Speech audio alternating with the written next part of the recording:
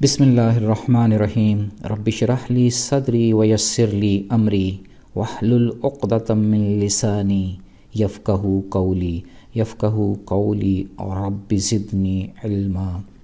آج قرآن پاک کی 55ویں صورت سورہ الرحمن پر کچھ گفتگو ہوگی۔ میں نے اس صورت کو ڈیوائن ڈیوینٹی کا نام دیا ہے، یعنی رب کی ربوبیت، رحمان کی رحمانیت۔ یہ مکی صورت قرآن کی دلہن کہلاتی ہے، جس میں 78 آیات اور 3 رکوع ہیں۔ پورے قرآن پاک میں واحد ایسی صورت ہے جس میں جنوں اور انسانوں سے خطاب ہو رہا ہے۔ ترمذی شریف کی ایک بہت خوبصورت حدیث ہے۔ جابر رضی اللہ تعالیٰ عنہ فرماتے ہیں کہ ایک دن رسول اکرم صلی اللہ علیہ وآلہ وسلم نے صحابہ کے سامنے سورہ رحمان کی تلاوت فرمائی تو صحابہ خاموشی سے سنتے رہے۔ آپ صلی اللہ علیہ وآلہ وسلم نے فرمایا، تم سے تو جن ہی اچھے رہے، میں نے ایک رات یہی صورت ان کے سامنے تلاوت کی تھی۔ جب بھی میں فَبِأَيِّ آلَاءِ رَبِّكُمَا تُكَذِّبَانِ تلاوت کرتا تو وہ جواب میں یہ کہتے، اے ہمارے رب، آپ کی کوئی نعمت ایسی نہیں ہے جسے ہم تسلیم نہ کریں، ہر طرح کی تعریف آپ ہی کے لیے ہے۔ قرآن پاک کی اس صورت میں آیت کی ترجیح کا اسلوب سب سے زیادہ نمایاں ہے، جیسا کہ فَبِأَيِّ آلَاءِ رَبِّكُمَا تُكَذِّبَانِ 31 مرتبہ دہرایا گیا ہے۔ اس صورت پاک میں دونوں جہانوں کی نعمتوں، قدرتوں کا نقشہ کھینچ دیا گیا ہے۔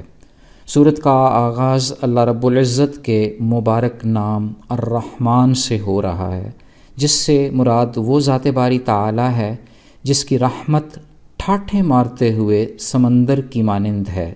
یہ نام اللہ تعالیٰ کی بے انتہا رحمتوں اور بے حساب نعمتوں کی گواہی دے رہا ہے۔ ان نعمتوں میں سب سے عظمت والی نعمت قرآن کریم ہے، جس میں رحمان نے چوٹی کا علم عنایت فرمایا۔ اشرف المخلوق کی تخلیق، عالم امر اور عالم خلق دونوں کو جمع کر کے فرما دی۔ رحمان کی رحمانیت اپنے نقطۂ عروج پر ہوتی ہے جب اس کا اشرف المخلوق بنی نوع انسان اس سے اس کا کلام سیکھ کر نہایت محبت سے تلاوت کرتا ہے۔ چوٹی کا نام الرحمن، چوٹی کا علم یعنی قرآن، بیان کی سب سے بڑیا طاقت، اپنی سب سے افضل مخلوق کو ودیت کر کے اللہ رب العزت اپنی نرالی نورانی محبت کا اظہار فرما رہے ہیں۔ اس صورت میں رب کی رحمانیت کے لامتناہی سلسلوں سے پردہ اٹھ رہا ہے۔ سورج، چاند، ستارے، زمین، آسمان، شجر، کائنات کی ہر چیز رب تعالیٰ کی فرما برداری کا منہ بولتا ثبوت ہیں۔ 1,00,000 نوری سال پر محیط صرف ہماری ایک کہکشاں رب کے حکم سے خوبصورت کاسمک بیلنس رکھے ہوئے ہے۔ اگر غور کیا جائے تو کائنات کی ہر چیز جو انسان کے لیے بنائی گئی ہے وہ اپنے اپنے مخصوص انداز میں خالق کے حضور سجدہ ریز ہے۔ اس سجدہ ریزی میں ہی توازن ہے جو انسان کو رب کے آگے جھک جانے کی ترغیب دیتا ہے، عدل و انصاف پر قائم رہنے کا اشارہ ہے، میزان میں، توازن میں بہتری، معاشی، معاشرتی، سماجی اور سیاسی ترقی کا باعث بنتی ہے۔ سورت پاک یہ وضاحت کر رہی ہے کہ رحمان نے زمین کو ایک قالین کی طرح بچھا دیا، جس میں میوے، کھجوریں، اناج اور پھل پھول چن دیے۔ رب کی کس کس نعمت سے انکار کیا جائے؟ تکرار میں اس سوالیہ فلسفے کا اظہار کر کے اس امر کا احاطہ کیا جا رہا ہے کہ رحمان کی نعمتیں تو لامحدود ہیں، کتنے جن و انس اور کب تک وہ سب ان نعمتوں سے انکاری رہیں گے۔ رحمان کی رحمانیت اور ربوبیت کا عالم تو دیکھیں کہ اس نے اپنی شان ایسی مثالیں دے کر بیان کر دی کہ کسی غیر مسلم کے لیے بھی اس کی عظمتوں کا انکار ممکن نہیں رہا۔ یوں اب رحمان کی نعمتوں پر مشتمل بیش بہا خزانوں سے انکار در حقیقت اپنے ہی وجود اور اپنے ارد گرد تمام انسانوں کے وجود سے انکاری ہے۔ رحمان کی عظمتیں تو پھیلتی جائیں گی، نعمتوں میں مسلسل اضافہ ہوتا جائے گا، ساری مخلوقات تو شکر گزاری میں سجدہ ریز ہے، ایسی شکر گزاری نعمتوں میں اضافے کا باعث بنتی ہے، یقیناً بنتی رہی ہے اور بنتی رہے گی۔ ہر ذی عقل اسی سے مانگتا ہے، وہ ہر روز نئی شان سے عطا فرماتا ہے۔ رحمان نے جو تمام مشرقوں اور سب قسم کی مغربوں کا رب ہے، اس نے انسان کی تخلیق ٹھیکری جیسی مٹی اور جنات کو آگ سے پیدا کیا۔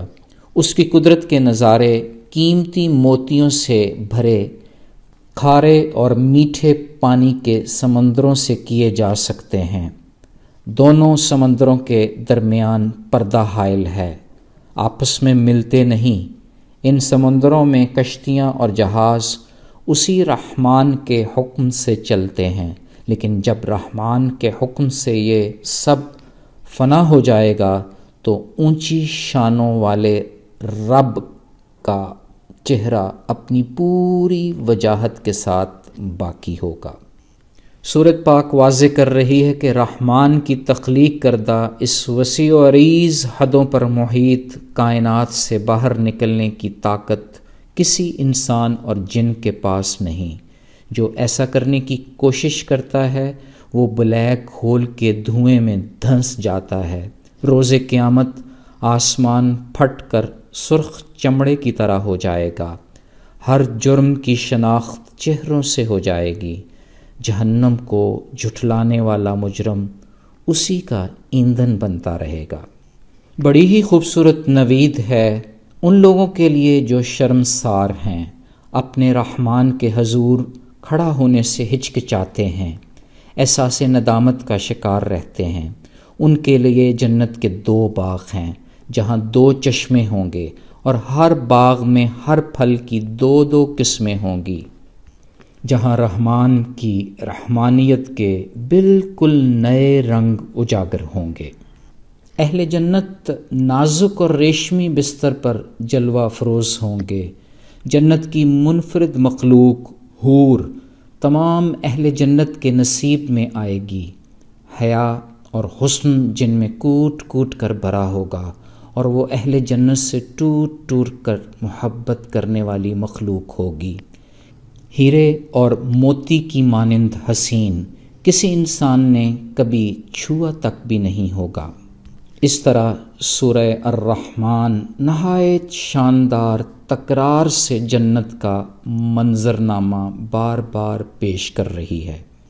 بخاری شریف کی حدیث ہے، رسول اللہ صلی اللہ علیہ وآلہ وسلم نے فرمایا، 2 جنتیں ایسی ہوں گی جن کے برتن اور دیگر تمام چیزیں چاندی کی ہوں گی، اور 2 جنتیں ایسی ہوں گی جن کے برتن اور دیگر تمام چیزیں سونے کی ہوں گی۔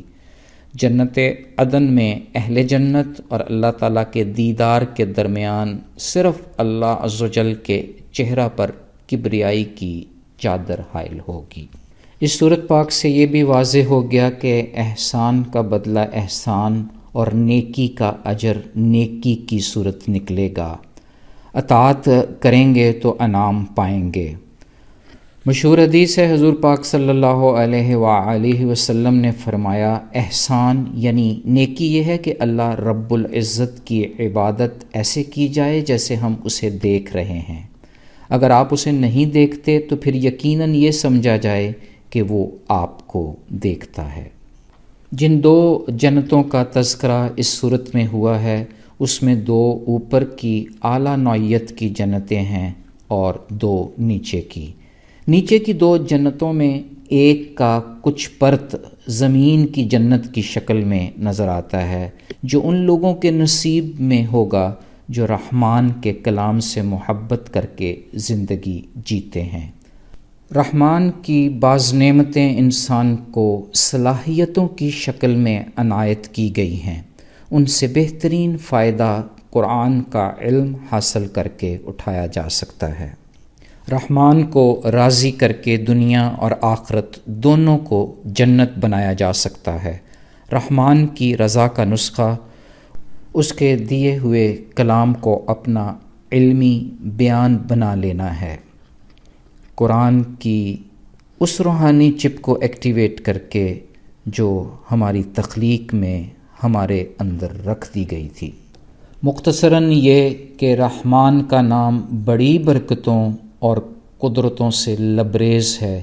یوں لگتا ہے کہ ساری کائنات، ساری جنتیں، تمام کی تمام نعمتیں اس نام کی خوشبو سے مہمیز ہیں۔ جیسے ساری کی ساری کبریائی رحمان میں رقص کرتی نظر آتی ہے، ویسے ہی اس کی رحمانیت قرآن میں مہک رہی ہے۔ آئیں اس مہک سے دل کا وضو بنائیں اور پھر سرور کی کیفیت میں رحمان کے حضور سجدہ ریز ہو جائیں۔ فی امان اللہ، اللہ حافظ۔